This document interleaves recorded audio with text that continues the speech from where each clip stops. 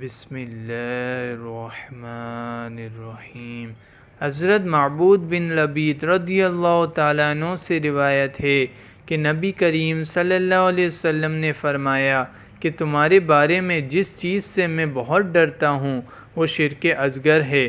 صحابہ نے عرض کیا یا رسول اللہ، شرک اصغر کیا چیز ہے؟ فرمایا ریا، یعنی دکھاوے کے لیے کام کرنا۔ حضرت عبداللہ بن عمر رضی اللہ تعالی عنہما سے روایت ہے کہ انہوں نے رسول کریم صلی اللہ علیہ وسلم کو فرماتے ہوئے سنا کہ جو شخص لوگوں میں اپنے عمل کا چرچا کرے گا تو خدا تعالیٰ اس کی ریاکاری کو لوگوں میں مشہور کر دے گا اور اس کو ذلیل و رسوا کر دے گا۔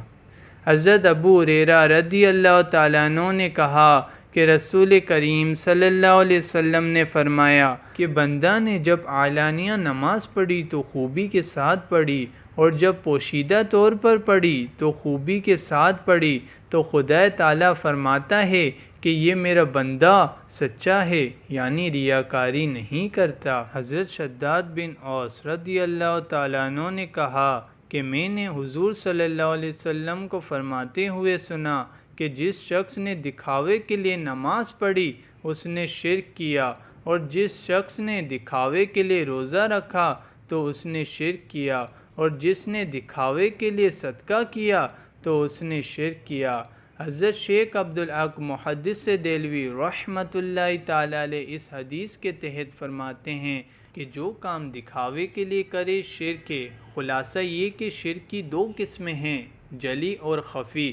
بت پرستی کرنا کھلم کھلا شرک ہے، یہ شرک جلی ہے، اور ریاکار جو کہ غیر خدا کے لیے عمل کرتا ہے وہ بھی پوشیدہ طور پر بت پرستی کرتا ہے، یعنی شرک خفی ہے۔